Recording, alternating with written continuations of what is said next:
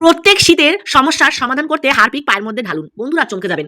ডিমের মধ্যে এইভাবে হারপিক দিলে একটা ঘটনা তো ঘটবেই। বন্ধুরা এইভাবে লেবুর মধ্যে একটু হারপিক ঢেলে দিন, দেখবেন সংসারের কাজগুলো একদম ঝটপট হয়ে যাচ্ছে। আজকে এমন কিছু হারপিক রিলেটেড ভিডিও তোমাদের সাথে শেয়ার করব। বন্ধুরা তোমরা সেটা আগে কোনোদিন দেখোনি আর আগে জানতেও না যে হারপিক সংসারের পায়খানা পরিষ্কার করা ছাড়াও অনেক কাজ করতে পারে। আজকে আবার তোমাদের সাথে কিছু কিচেন টিপস নিয়ে। বন্ধুরা হারপিক আমাদের সংসারে পায়খানা পরিষ্কার করা ছাড়া আর কি কি কাজ করতে পারে সেইগুলো আজকে তোমাদের সাথে শেয়ার করব।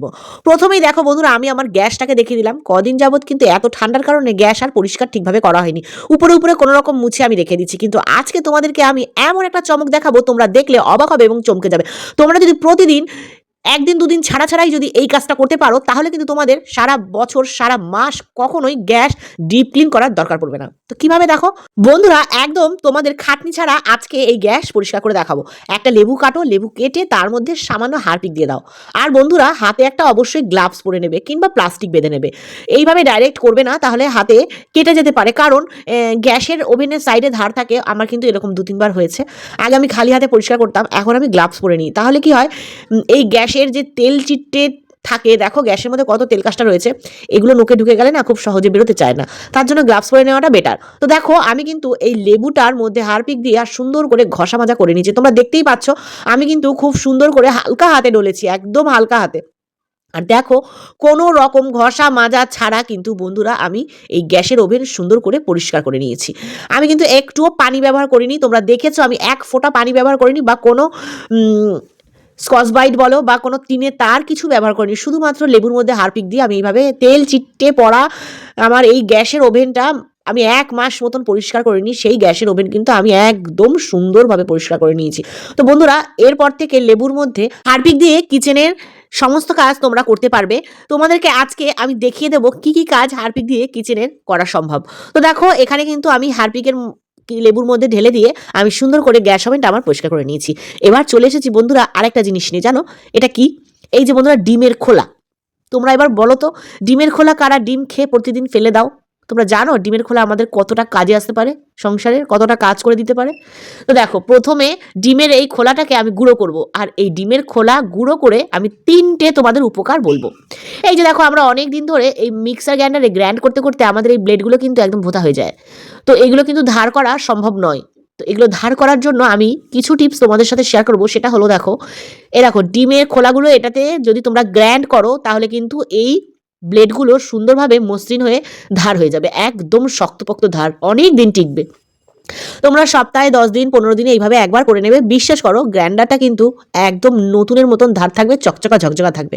এবার দেখো এই ফেলে দেওয়া ডিমের খোলা দিয়ে আমি কি কি কাজ করি। প্রথমে তো গ্রাইন্ডারটা ধার করলাম। এরপরে যে গুঁড়োটা বেরিয়েছে এই গুঁড়োটা দিয়ে আমি প্রত্যেকটা ঘরের ইনডোর প্ল্যান্টের নিচে আমি এইভাবে ডিমের খোলা দিয়ে দিই। আমি কিন্তু বন্ধুরা ডিমের খোলা কখনো ফেলি না। আমি সব সময় ডিমের খোলা এরকম গাছের গোড়াতে দিয়ে থাকি। তোমরাও কিন্তু এইভাবে ডিমের খোলা গাছের গোড়াতে দেবে। এটা কিন্তু একটা খুব ভালো সার। তো দেখো আমি 2টো কাজ করলাম। ডিমের খোলা গাছের গোড়ায় দিয়ে গাছকে খেতে দিলাম ডিমের খোলাটা। তারপরে ডিমের খোলাটা দিয়ে মিক্সার গ্রাইন্ডারটা ধার করলাম। এরপর ডিমের খোলা দিয়ে কি করি, এটা তোমরা অবাক হয়ে যাবে, মানে আশ্চর্যজনক একটা কাজ করব বন্ধুরা। এই শীতকালে কিন্তু গাছের পাতা কিন্তু পেকে যায়। তো এই ডিমের খোলাটা দেওয়ার কারণে কিন্তু বন্ধুরা বিশ্বাস করো ঘরের মধ্যে যেসব গাছ তোমরা রেখেছো ইনডোর প্ল্যান্ট, সেসব গাছের পাতা কখনোই পাকবে না। এটা কিন্তু গাছের খুব ভালো একটা সার বলতে পারো। মিক্সার গ্রাইন্ডার ধুয়ে নিয়ে আসার পর বন্ধুরা আমি কিন্তু সুন্দর করে একটা সুতির কাপড় দিয়ে মুছে নিয়েছি অফ ক্যামেরায়। এবার আমি এই মিক্সার গ্রাইন্ডার যে গোড়াটা, এই গোড়ার মধ্যে একটু একটু করে সরষের তেল দিয়ে দিলাম। এতে কি হবে বন্ধুরা, এই যে ধারটা করেছি ধারটা কিন্তু অনেকদিন লাস্টিং করবে। আর এই মিক্সার গ্রাইন্ডারটার মধ্যে কোনো রকম জাম সৃষ্টি করবে না।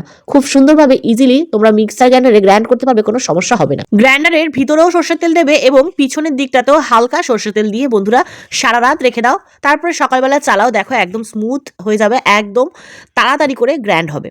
এবার তোমাদেরকে নিয়ে আসলাম বন্ধুরা এই মিক্সার গ্রাইন্ডারের মেশিনটা নিয়ে। মেশিনটা নোংরা হয়ে গেলে কিন্তু পরিষ্কার করা ভীষণ ঝামেলা। কিন্তু আমি তোমাদের একটা এমন টেকনিক আজকে বলবো, এই টেকনিকটা যদি তোমরা ফলো করো কোনো রকম ঘষা মাজা ছাড়াই, কষ্ট ছাড়াই একদম ইজিভাবে এই গ্রাইন্ডার পরিষ্কার হয়ে যাবে। দেখো একটা কান খুঁচুনি নিয়ে নাও। এবার এই কান খুঁচুনিটা নেওয়ার পর কি করবে বন্ধুরা, এই গ্রাইন্ডারের ভিতরে একটু হারপিক ঢেলে দাও। কোনো রকম তো পানি ব্যবহার করা যাবেই না এটাতে। তো এইভাবে কিন্তু ইজিলি তোমরা পরিষ্কার করতে পারবে। হারপিক ঢেলে দিয়ে এই কান খুঁচুনিটা দিয়ে একটু করে হালকা এরকম ডলা মাজা করলেই বন্ধুরা দেখো কত সুন্দরভাবে এই গ্রাইন্ডার পরিষ্কার হয়ে যাচ্ছে। তো তোমরাই বলো বন্ধুরা এটা কি কাজের কিনা, তোমরা কি জানতে এই কাজটা আগে করা যায়? যে কান খুঁচুনি দিয়ে মিক্সার গ্রাইন্ডার পরিষ্কার? বলো তো? তোমরা কারা, কারা কান খুঁচুনি দিয়ে এরকমভাবে আমার মতো মিক্সার গ্রাইন্ডার পরিষ্কার করেছো আমাকে কমেন্টের মাধ্যমে জানাবে, ঠিক আছে? আর আমারটা দেখে, দেখে কারা নতুন শিখলে সেটাও আমাকে বলবে। আমার কিন্তু এইভাবে ছোট, ছোট বুদ্ধি খাটিয়ে ইউনিক কাজকর্ম আমার খুব পছন্দ।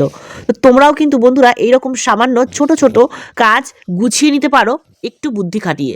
বন্ধুরা এবার দেখো এটা কিন্তু সুন্দর করে মোছা হয়ে গেছে। এবার আমি একটা সুতির কাপড় দিয়ে এটাকে কিন্তু মুছে নেব। সুতির কাপড়টা আমি হালকা ভিজিয়ে নিয়েছিলাম বন্ধুরা। তো হালকা ভিজিয়ে নিলে কিন্তু খুব সুন্দরভাবে এটা পরিষ্কার হয়ে যায়। এবার দেখো কান খুঁচুনি দিয়ে আমি এই যে কোনাগুলো সুন্দর করে পরিষ্কার করে নেবো। আমার কিন্তু বন্ধুরা এই গ্রাইন্ডার পরিষ্কার করতে কোনো রকম স্কচ ব্রাইট বলো, ব্রাশ বলো, কোনো রকম কিচ্ছু আমার লাগেনি। 1-2 ফোঁটা হারপিক আর একটা কান খুঁচুনি দিয়েই কিন্তু আমি এই গ্রাইন্ডারটা পরিষ্কার করব। এবার দেখো এটা মুছে নিয়েছি সুন্দর করে বন্ধুরা ভেজা কাপড় দিয়ে। এবার তোমরা দেখতেই পাচ্ছ যে কতটা নোংরা আমার এই গ্রাইন্ডারটা হয়েছিল। তো এবার কিন্তু আমি হালকা হাতে পরিষ্কার করে নিলাম এই গ্রাইন্ডার। তো বন্ধুরা টিপসটা কেমন লাগলো অবশ্যই কমেন্টের মাধ্যমে জানাবে। চলো এবার গ্রাইন্ডার পরিষ্কার করতে করতে তোমাদের কিছু কমেন্ট পড়ে নিই।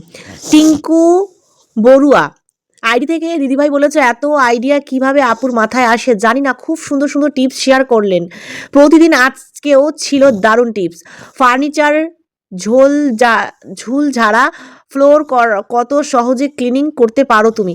অনেক অনেক ধন্যবাদ আপু এত সুন্দর একটা কমেন্ট করার জন্য। এরপরে একটা কমেন্ট পড়ি, এটা হলো ইলাস ব্লগ থেকে লিখেছো, দারুণ হয়েছে দিদি টিপস, সব মিলিয়ে ভিডিওটা খুব ভালো লাগলো, অনেক অনেক ভালোবাসা তোমাকে। এরপর লিখেছো শারমিন শিমো আপু আইডি থেকে লিখেছো, এত শীতের মধ্যে সব কাজগুলো টিপস আমাদের সংসারের কত অনেক সহজ করে তুলবে, অনেক ভালো লাগলো আপু, অনেক ধন্যবাদ। অনেক অনেক ধন্যবাদ আপু তোমাকেও অনেক সুন্দর একটা কমেন্টস করার জন্য তোমাকে। এরপরে দীপা চক্রবর্তী আইডি থেকে দিদি কমেন্ট করেছো, ঘরটা খুব সুন্দর লাগছে, অনেক পরিষ্কার এবং সুন্দর সাজিয়ে নিয়েছো, সাথে গিফটটা খুব দারুণ, তোমার টিপসগুলো খুব দারুণ, খুব দারুণ। এ বাবা যা শেষ হয়ে গেল বন্ধুরা। তোমরা দেখলে আমি কিন্তু গ্রাইন্ডারটা খুব সুন্দরভাবে পরিষ্কার করেছি। এবার দেখো চলে এসেছি ওই যে ডিমের খোলা ছিল আমার কাছে রাখা অল্প একটু, তো ডিমের খোলার মধ্যে সামান্য বেকিং সোডা দিয়ে দিলাম। আর এই ডিমের খোলা বেকিং সোডা দিয়ে আমি কি করব সেটা তোমাদেরকে এখন শেয়ার করব। তো দেখো বন্ধুরা এই যে খাওয়ার পানির বোতলগুলো আমার কতটা ময়লা হয়েছে, দেখো অনেকটা বেশি ময়লা হয়ে গেছে। আমি কিন্তু সেই বোতলগুলো কিভাবে পরিষ্কার করি সেটা তোমাদের সাথে শেয়ার করছি। দেখো আমি একটু বেকিং সোডা, ডিমের খোসার গুঁড়ো আর একটু লবণ এই তিনটে মিক্স করে একটা এমন পাউডার তৈরি করেছি, ম্যাজিক্যাল পাউডার। সেই পাউডার দিয়ে কিন্তু বন্ধুরা আমি এই বোতল পরিষ্কার করলাম। দেখো তোমাদেরকে দেখাচ্ছি একদম কারেন্ট রেজাল্ট, একদম সেকেন্ডের মধ্যে যত বোতলের ভিতরে আয়রন আছে সব ধা হয়ে যাবে। হ্যাঁ সব উধাও হয়ে যাবে। তোমাদেরকে আমি গ্যারান্টি দিয়ে বলবো এইভাবে যদি তোমরা বোতল পরিষ্কার করো, বোতলের মধ্যে তো গন্ধ থাকবেই না, বোতল খুব সুন্দর নিট অ্যান্ড ক্লিন হবে এবং বোতলের ভিতরে যত আয়রন সব হাত লাগানো ঘষা মাজা ছাড়াই ধুয়ে যাবে। বন্ধুরা দেখো তোমাদেরকে আমি দেখাচ্ছি এত সুন্দরভাবে বোতল পরিষ্কার হয়। তোমরা যদি নিজেরা ট্রাই না করো তাহলে আর কিছু বলার নেই, ট্রাই করো তারপরে তোমরা আমাকে বলবে যে এটা কতটা কার্যকরী। ডিমের খোলা, লবণ এবং বেকিং সোডা এই তিনটি উপকরণ মিলিয়ে কিন্তু এতগুলো বোতল আমি ধুয়ে নিলাম। তো বন্ধুরা এবার দেখো আমি কিন্তু চলে এসেছি হারপিক নিয়ে। আবার হারপিক পায়ে ঢেলে দিলে কি হয় তা কি জানা আছে বন্ধুরা? হ্যাঁ, হারপিক পায়ে ঢেলে দিলে কি হয় তোমরা যদি জানো তাহলে অবাক হবে এবং চমকে যাবে। শীতকালে বন্ধুরা পা কিন্তু ফাটার সমস্যা থাকে অনেকেরই, আমার কিন্তু পা ফাটে না, কিন্তু আমি এই রেমেডিটা সবসময় ইউজ করি বলে আমার কিন্তু পা একদম ফাটে না। তোমরা কিন্তু এই রেমেডিটা ইউজ করতে পারো, এতে কিন্তু তোমাদের পা ফাটবে না। সেটা কিভাবে? হারপিক নোকের মধ্যে দেবে, স্কিনে ডাইরেক্ট দেবে না, আগে নোক যে আমাদের 5টা নোক আছে পায়ে, 5টা নোকের মধ্যে অল্প অল্প করে হারপিক দেবে। আর তারপর একটা গোটা লেবু দিয়ে এই হারপিক আর এই লেবু ডলাডলি করো। বন্ধুরা আমি গ্যারান্টি দিয়ে বলবো সারা শীতেও যদি তোমরা মোজা না পরো, জুতো না পরো, তাও কিন্তু তোমাদের পা ফাটবে না, একদম চমক ধমক থাকবে, পা কিন্তু একদম নরম সফট এবং ঠিক এই রকম নিট অ্যান্ড ক্লিন থাকবে একদম। বন্ধুরা এইভাবে হারপিক দিয়ে যদি তোমরা পা ম্যাসাজ করো, আমি গ্যারান্টি দিয়ে বলবো পার্লারে তোমাদের হাজার হাজার টাকা খরচা করার কোনো দরকার নেই পেডিকেয়ার করে। বিশ্বাস করো বন্ধুরা আমার এই পা এই হারপিক আর লেবু দ্বারাই এত চকচকে। তো যারা যারা এখনো পর্যন্ত সাথে আছো লাইক কমেন্ট করে পাশে থেকো। আল্লাহ হাফিজ।